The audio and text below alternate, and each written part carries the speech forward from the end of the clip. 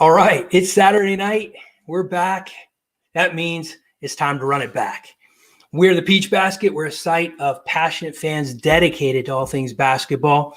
And this is Run It Back, NBA Week in Review, a show where we take the highlights of the week and talk them through. We'll take a look at the dunk of the week. We'll take a look at the low shot of the week. Y'all heard of Top Shot. We're going to take a look at the low shot of the week.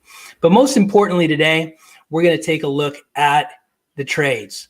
This was the busiest trade deadline day in the history. No, not in the history, but in the last 35 years of the NBA.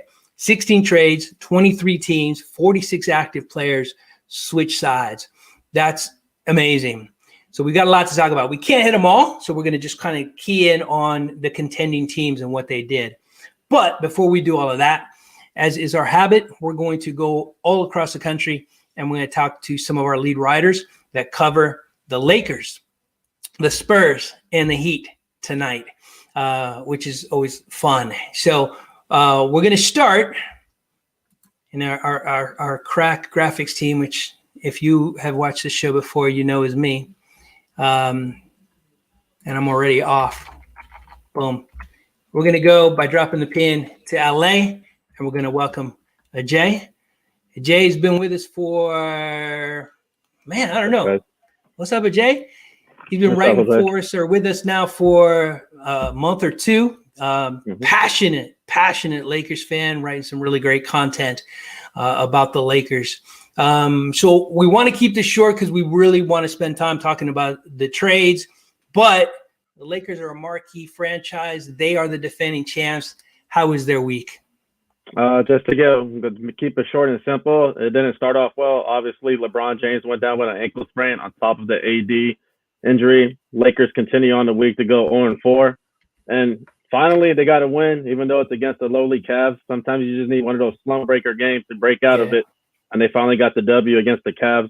And other than wins, the main address of concern is just playing with high energy or inconsistencies. A quarter they'll play great, maybe a half they'll play great, and then the next quarter or another half they'll play down to the level or even below the level. And you can't do that because the talent level they have compared to these other teams without their stars is just not going to work out. Yeah, and isn't that what you want to see as a fan, right? You just want to see effort. You know, the wins and losses are great. You want your team to win, of course. But if you're down two studs like LeBron and AD, you want your team to compete, right? Just go out there and play hard. And sometimes the Lakers look like they don't do that, right? Is that what you're saying?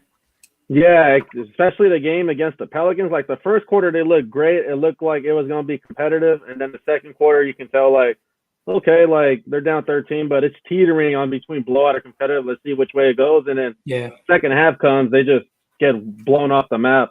Yeah. And the 76ers game, the third quarter, like they shouldn't have not been in that position to win the game in the fourth. That's on Philly. But the third quarter, you can just tell like they were getting ran out the court too. Yeah. A lot of miscommunications, defensive rotations lacking, things of that nature for the Los Angeles Lakers this week. Yep. Gotcha. I want to call out, you write your recaps very uniquely, differently than every other writer. You write them quarter by quarter. And in that game specifically, I think it was a Pelican game, you were, as you were writing, you said, I think at halftime, this game could be a blowout or it could be close. I'm thinking it's going to be a blowout. And you predicted it. And I just want to give you props for that because, I mean, you know, it's not good because it was a blowout and the Lakers were on the wrong end of it. Yeah. but you called it. And that's always kind of impressive. Right on. So I know that there's some interesting news regarding buyouts for the Lakers. We're going to save that when we talk about the trades. But, you know, we're going to come right back to you. Thanks for that recap. That was incredible. Well done. Your inaugural podcast / stream. So thanks, man. We're going to go now to Isaac in the Miami area. Let's see if we can drop the pin there. Man. There we go. Okay. Boom. And here's Isaac. You know, the problem, and I'm going to just move a J out of here, back into the green room. And the problem is I'm it, right? And Isaac, you know this. I'm the graphics guy, and I'm trying to talk, and and I just don't have it down yet. We'll get there, though. Every show is going to get better, and this one was better than last week. Next week's going to be better. How you doing, Isaac? Good. Props to you for running this show, doing multiple things at once. So just wanted to point that out. Pat myself on the back. Give us that Heat update. Yeah, the Heat were defeated this week. Didn't win one game in 4 games played. Wow. Starting off against the Pacers. The Heat were down most of the game. They forced overtime, and they actually started really well in overtime. I thought they would win. I only watched the first minute and a half of overtime. They were up by more than 5, but they ended up losing by 3, 109-106. We saw an amazing dunk from Bam Adebayo. We'll see that later in the show. Indeed. And then on Tuesday, March 23rd, the Heat played a good Suns team. The Suns beat them 110-100. Tough game all around. It was nice to see Jay Crowder return to Miami. Was a very valuable player in last year's NBA Finals run for the Heat. But, nothing really impressive. Kendrick Nunn was the only player for the Heat to score over 20 points, having 25. On Thursday night, national TV game between the Trailblazers and Heat. A very, very, very good game. Another player returned to Miami, Derrick Jones Jr., another player part of last year's NBA Finals run. The Heat lost by 3. Damian Lillard, with a few seconds left, shot the game-winning shot. He missed, but he got fouled. And just to quickly touch on that, Damian Lillard is such a lethal three-point shooter with a few seconds left, and all defenses play so tight on him, and Lillard always draws fouls. So it's so hard to guard him, and if you do guard him tightly, you're likely to foul him. So that's what happened with the Heat, and it was, once again, a three-pointer. So he shot 3 free throws, and he made all 3. So that was the end of the game for the Heat. And then last night against the Hornets won. Disappointing. No LaMelo Ball, no Gordon Hayward, and the Heat still lose. My bad. Gordon Hayward did play. But anyway, Trevor Ariza, most likely the best performer last night for the Heat. Had his best game in a Heat uniform. 14 points, 9 rebounds, and 5 assists. But disappointing for the Heat. No LaMelo Ball, and they lose to the Hornets. So not a good week for Miami, but we'll talk about this later. The Heat got Victor Oladipo, and that's going to change. This team's going to look different. Yeah, they did. That's a big one. We're going to talk about that. Excited to talk about the trades. Yeah, the Heat are an interesting team. They're defending Eastern champs, but yeah, they've been a little up and down. We'll talk a little bit about them and their key addition. Isaac, thank you from Florida. We're just going to jump now. Hopefully, if the graphics department works, and that looks great. Boom! To San Antonio. Here's Renee. Renee and I had some, an interesting chat earlier about how boring the Spurs are. All they do is win. All they do is compete, but they don't make big trades. They're not splashy. They did have one. But yeah, that's just they just win, man. How was the Spurs week this week, Renee? Well, good evening, Jose. It was a big downer for the Spurs family after last week's unlikely heroics on the road. They started a 9-game homestand this week, and they got off on the wrong foot. They lost all 3 games they played, getting beat by the Hornets without LaMelo Ball, who he broke his wrist. And then on one night, they got crushed by the Clippers, and the next night, they got crushed by approximately half of the Clippers. So it was a pretty messy week. I love the way you put that. Yeah. Yeah, they were missing, I think, 5 players, and Kawhi was out with load management, and they had just moved Lou Williams. So it was a really forgettable week. The big headlines again was LaMarcus Aldridge being bought out. And the surprise move to the Nets. I mean, we all decided, Isaac decided he was going to wind up in Miami. He winds up in Brooklyn, stacking that team. On another note, this week, Stan Albeck, who was a former coach of the Spurs back in the 80s, he passed away. He was 89 years old. He coached the Spurs for 3 years, from 80 to 83, and he led the Spurs to 2 Western Conference Finals against an early incarnation of the Showtime Lakers. They lost both times in 82 and 83, but that's nothing to just sneeze at. So rest in peace, Stan Albeck. But overall, Jose, it was a pretty dreadful week. I mean, nothing really to write home about. They did push the Bulls around tonight, though, so there's that. But wait, I didn't know about Stan Albeck. I'm sad. I remember back then was when coaches used to roam the sidelines with collars that came down to here. Remember those big old white or plaid jackets? Yeah, those plaid jackets. Big hair. Stan Albeck, man, you gotta. If you do not know who Stan Albeck is, do yourself a favor. Google him. Look up some pictures. Great coach. Yes, exactly. His passing. Thanks for that, man. Renee. He was the first. He was the first coach that I recognized. So yeah, it was kind of. He had a very recognizable face. That's for sure. Absolutely. And presence. Outstanding. Absolutely. Great recap. All right. Thank you. I'm gonna go ahead and switch gears now. Generally, what we would do now is take a look at the NBA Week in Review. That's what our show is called. Run It Back, NBA Week in Review. But we really want to take our time and talk about those trades. A lot went down, and we want to spend some really quality time talking about that. So instead, I'm going to show, hopefully, we had some issues with this last time. I'm hoping that they are okay this time. I'm going to show you 90 seconds video of the NBA Week in Review. I'm going to get out of the way, and we're going to show you what we think is the play of the week. We're going to show you the not the top shot, but the low shot of the week. That was easy. And then we're going to talk about 2 potential dunks. And then the team and I, we're going to come back and we're going to vote on which we think is the dunk of the week. So let me go ahead and get out of the way and let you watch the week in review. The voice of fan. Drop a bounce pass, throw down the rim rocker. Lay up off the glass right past the shot blocker. I follow through like Kobe's money.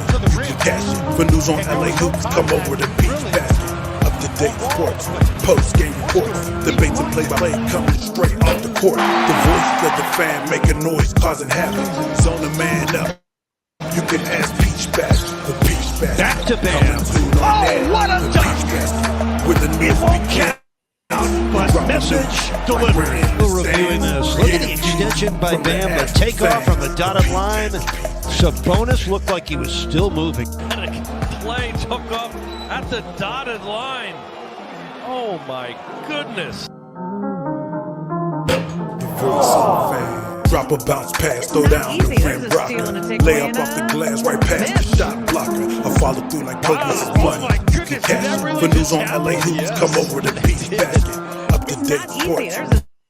Post-game reports, debates and play-by-play coming straight off the court. The voice of the fan making noise, causing havoc. Zone the man up, you can ask Peach Basket. The Peach Basket coming to on Easy freeway to the rim. Wants Toscano Anderson the steal. And how about the old one-on-none fast break? Little windmill action. Those dunks.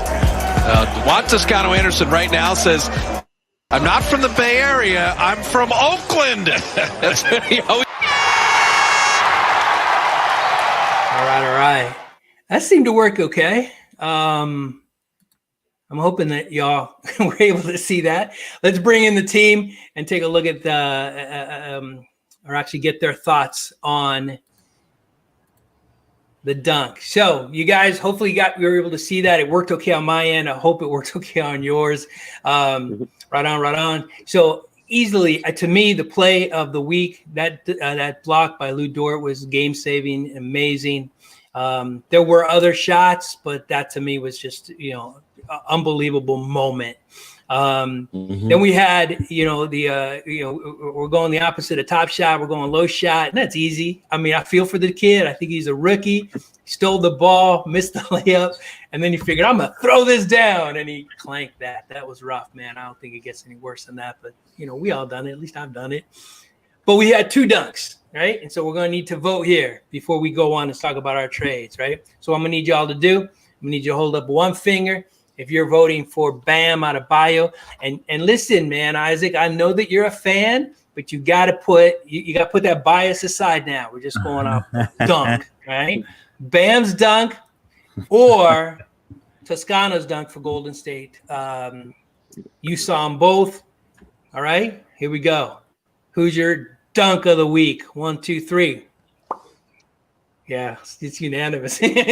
No, Isaac, I didn't see the game. Did it count? Because it was called called a charge. It counted. Okay. Yeah, they reviewed it, and the original call was an offensive foul. Right. I did like the windmill. I took away my bias, and I'm good at that. I tell my friends I'm good at taking away my bias. Hate to say it, I've seen tons of windmills. Not that impressive to me. Yeah, and it's the kind of thing where, listen, it's amazing that any person can do that. Exactly. But when you look at, the fact that Toscano was all alone, right? Where Bam, he had people in front of him. He had people behind him. That was a powerful in-game dunk. So any other thoughts before we move on to talk trades about the dunk of the week? I think it's who he dunked on too. So Bonus is a good defensive player. And that's a great point. And where he took off from too, right. like they said, the dotted line. That's crazy athletic ability right there for a big man too. Yeah. No, great point. Great point. All right, unanimous. I like that. It's always fun to have somebody go, to cause a little grief, but nobody did that. But that's all right. That was the right call. All right, let's talk trades. I'm going to bring in. And again, let's see if this works how I expect it to, how I want it to. Oh, that's not the right one. Our crack engineering staff had a problem. Here we go. This is a list of all of the trades that went down.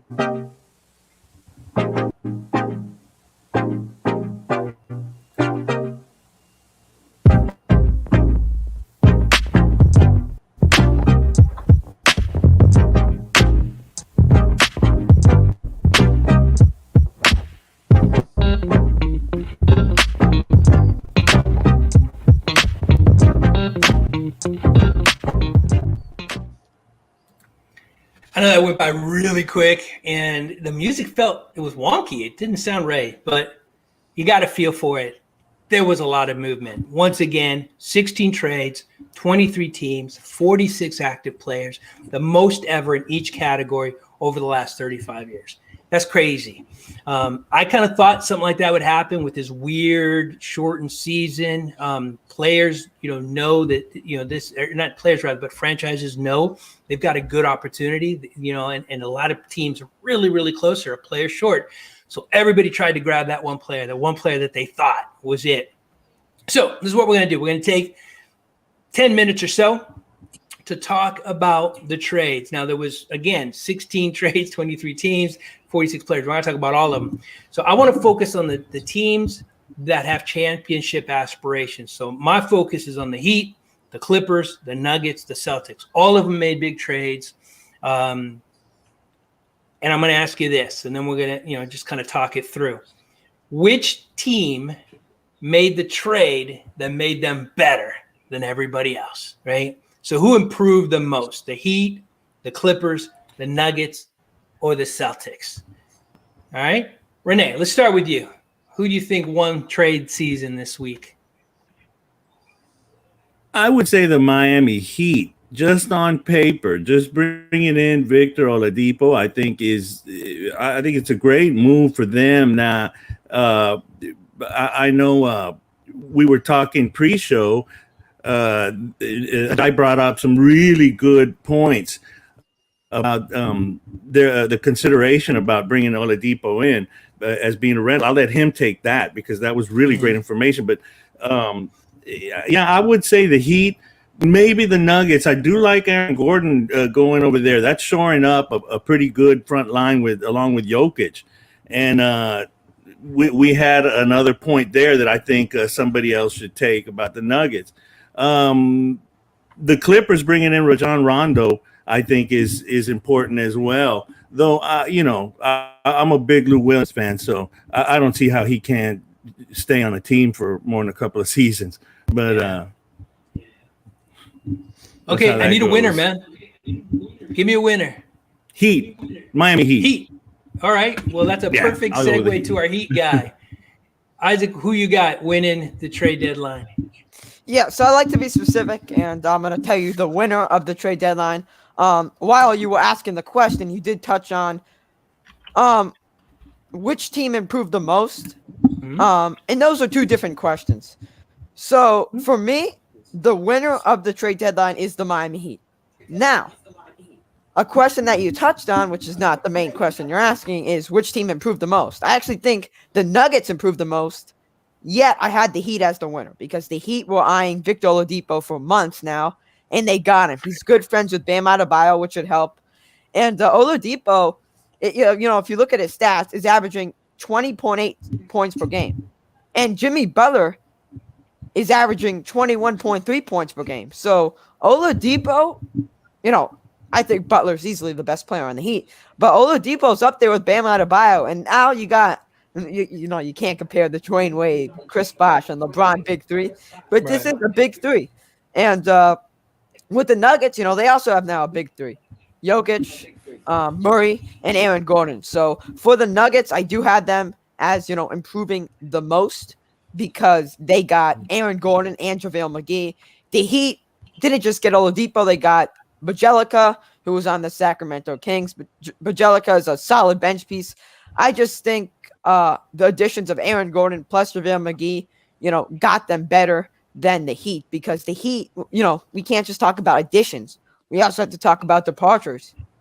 Kelly Olynyk was a big one, and for the Nuggets, they didn't really give away any big players. Again, Olynyk's been starting for the Heat these last few games, and he's been doing good from behind the arc. So, again, I have the Heat as the winner, but if you wanted to ask me a second question, which team improved the most, I am going to say the Nuggets. I know it's weird. You may think those two answers should be the same, but for me, no. I don't think they should be. You. All right. Okay, I got you. The only issue I have with the Nuggets is Aaron Gordon, to me, is so much similar to a guy the Nuggets already have in Michael Porter Jr. So I want to know how that's going to work. They seem like the same kind of player.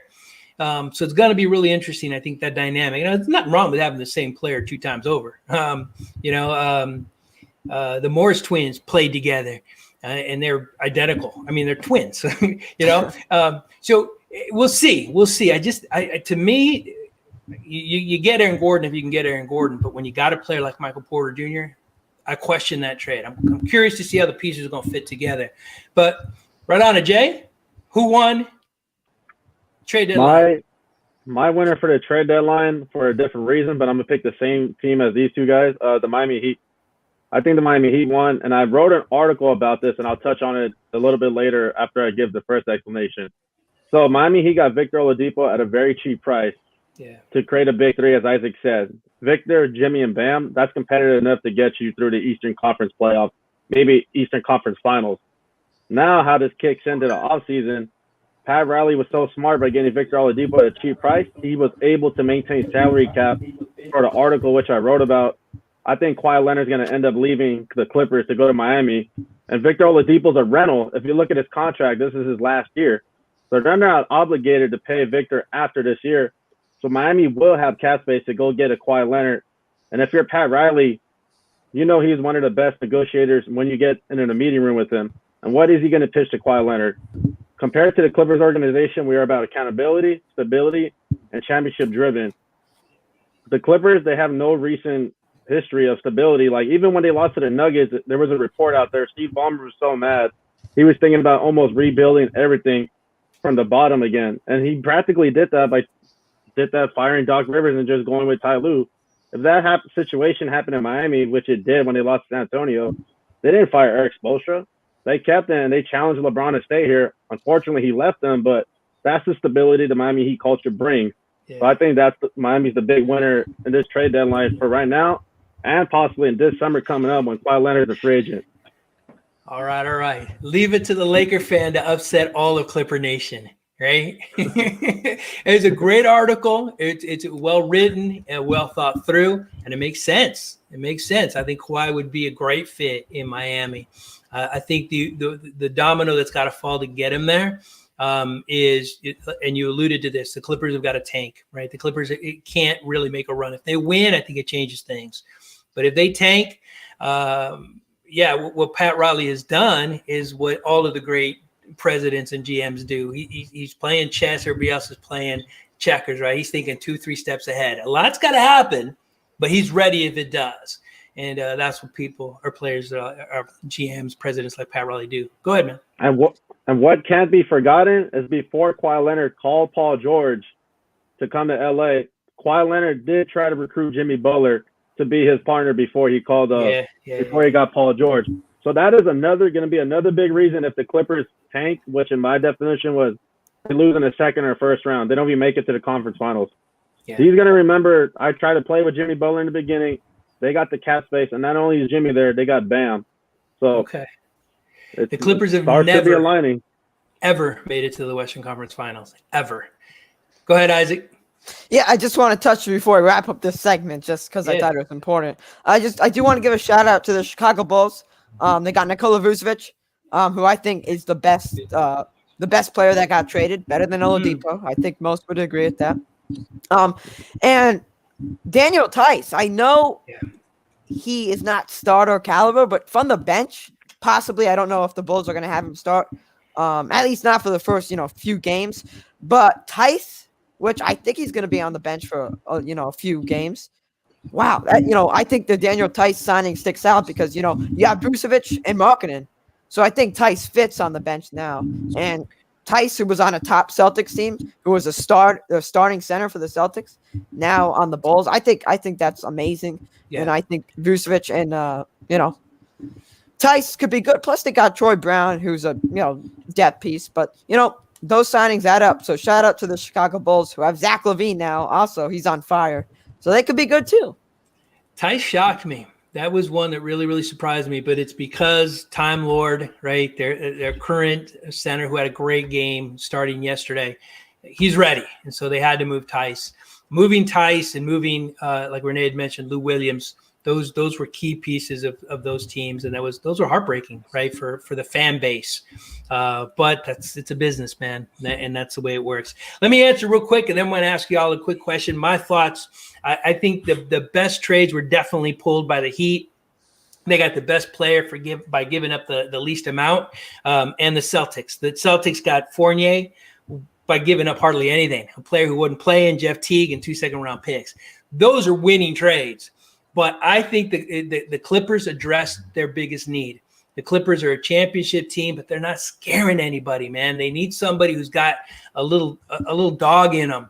Rondo is that guy.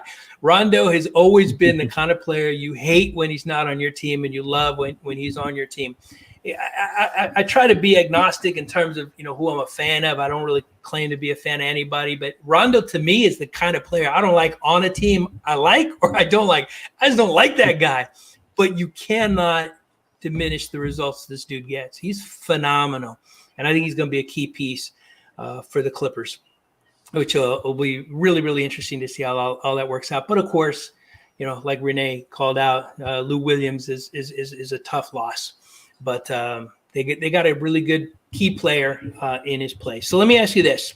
Then of the 4 teams that we've all touched on that made some pretty significant trades, the Heat, the Clippers, the Nuggets, the Celtics. We're going to just key in on those 4. The Heat, the Clippers, the Nuggets, the Celtics. One-word answer. I know it's hard, but you get one word. Which of those 4 teams is most likely to be in the finals? Renee. Clippers. Jay. Miami. Isaac. Miami. And I go with Clippers. All right, it's 50-50. We'll have to see who wins this one out. Yeah, a lot to talk about there, but I know we can't. All right, let's leave you with this. I'm going to give it a shot. What do we got? Yeah, we're already going a little long, but I'm going to try this because I spent some time making this. We called this segment Full Court Press because it was all of us together talking. This is kind of what I enjoy. I love the recaps, but I love to just kind of, have conversation. But those quick rapid fire answers like we just gave are pretty cool too. So what we're going to try to do, I'm going to ask you one question. I'm going to give you 24 seconds, just like an NBA shot clock, to answer. So what I'm going to try to do is I'm going to try and pull up a shot clock It's already. I pulled it up earlier. I messed up, so it's down to 21 seconds. So, tell you what, I'll go first. So I'll have the least amount of time just to be fair. But after the 24 seconds are up, you got to be done talking. Here's the question: the Brooklyn Nets are loaded, right? They got, on top of all the players they got to start the season, now they got Blake Griffin. Now they got LaMarcus Aldridge. They're loaded. There's not going to be any problems scoring points, but they're defensively challenged. No team that's ever had a defensive rating at near the bottom like they do has won an NBA championship. Can the Nets, as constructed right now, top heavy offensively, challenged defensively, can they win the NBA Finals? All right, let me pull this in, and as soon as the video comes up, I'm going to give myself 24 seconds, 21 seconds to answer the question. All right, here's my answer. No, they can't. There's no way. You've got to be able to stop people in the finals, in the playoffs. The Nets are going to be amazing. They're going to win games 140 to 130. But when it comes down to a 7-game series against the likes of the Lakers, the likes of the Clippers, they're going to have to defend. And I just don't think that the way they're currently constructed is enough to win an NBA championship. Boom. All right, who wants to? Let's see. I'm gonna go ahead and pull Renee into this, and this is where. Okay, Renee, I'm gonna give. Are you ready? I'm ready to take a shot. Here we go. Oh, here we go. I won't need all 24 seconds. You're on, man. I will. Yes, they will. We got to remember they have 3 of the most uniquely skilled players we've ever seen in the league.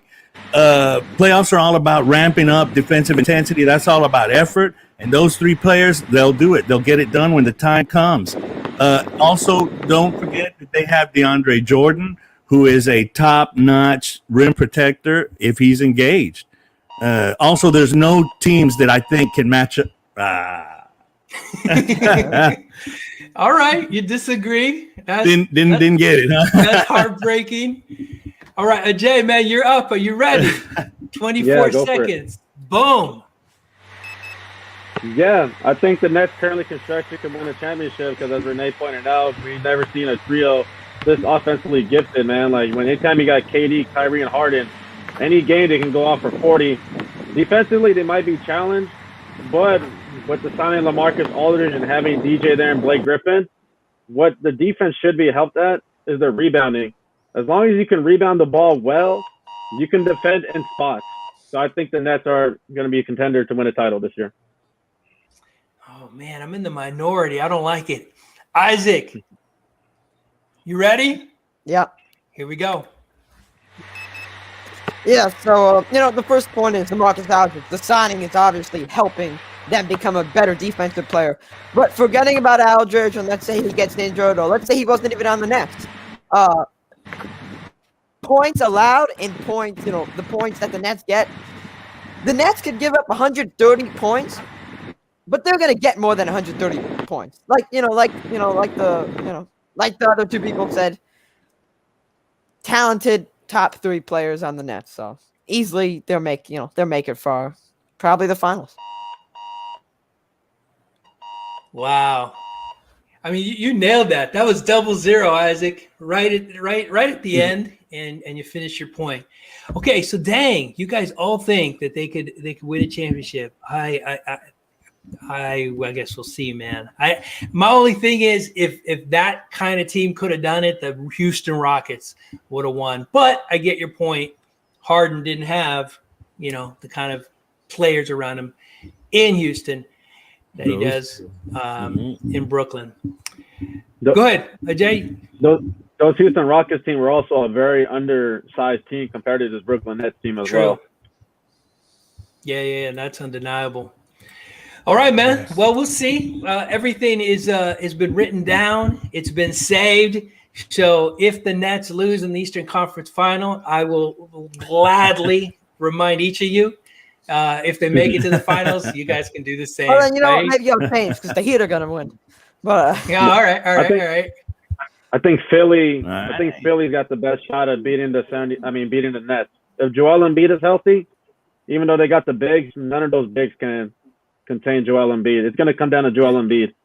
If he's healthy, oh no! Oh, he said, I'm gonna stop it. I'm gonna stop it. I can't go down that rabbit hole. We've gone too long already. This was awesome. This was fun. Every show keeps getting better.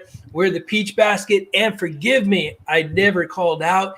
Isaac is with our partner site, flteams.com, a site dedicated to all things Florida sports. The rest of us are a site with a site called The Peach Basket, a site dedicated to all things basketball.